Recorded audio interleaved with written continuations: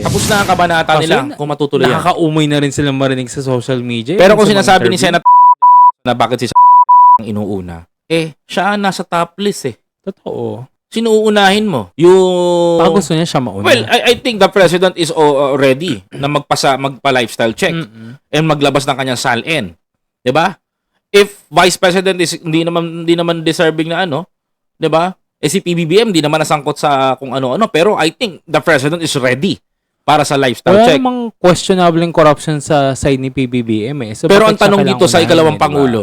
Pero ang tanong ko dito sa ikalawang pangulo, maraming hindi maipaliwanag, di ba? 'di ba? Si Mary Grace Piatos nga eh. Si Mary Grace Piatos pa nga lang, di na mapaliwanag. Diba? Di ba? Si Mary Grace Piatos, di na mapaliwanag. Si Kokoy Villamin, di na mapaliwanag. Yung mga kumubra ng confidential fund yun, ang tanong doon, tao ba yun o hindi? Kung totoong tao ba talaga o guni-guni lang? Guni-guni lang. Well, malalaman natin yan. Mas lalalim pa to habang palalim ang lahat. Tsaka habang papalapit ng February 2026. Mabilis lang ang panahon. Ang balis lang yan. Diba? Magpapasko na naman ulit eh. Bare months na nga eh. Kaya nga. Nagka-countdown na nga tayo. Diba? Yan yung mga abangan natin. So ngayon, mga kababayan ko, kaya malaki ang expectation ko dito kay Boying. Kasi from the beginning, inatake to. Character assassination din to because natunugan na nila na pwedeng umupong ombudsman. Tinira binanatan nila ng binanatan. But the thing is, ang question ko, is Boying Rimulya is talagang ano ba talaga? Tatrabahuin niya ba talaga to? Tansya mo? Para sa akin siguro naman. Kasi hindi siya iuupo dyan. Hindi siya ilalagay sa posisyon na yan kung hindi niya kayang gawin eh. Kasi ang tanong dito, marami maapektuhan, even his close friends.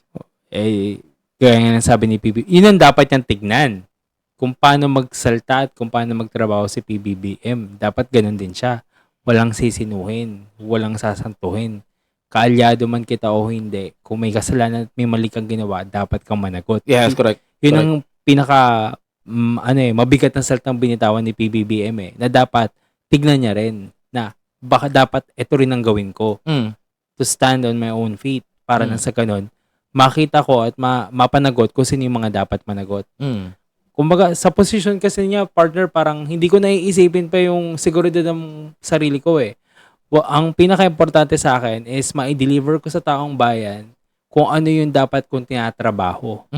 Mabigyan ko sila ng resulta na kung ano yung gusto nilang resulta or kung ano man yung dapat kalabasan na resulta ng investigasyon, ng kung sino dapat managot, kung sino dapat mabigyan ng sentensya ba sa mga korupsyon na nangyayari ngayon. Yun din ang ina-expect ko sa kanya, expectation.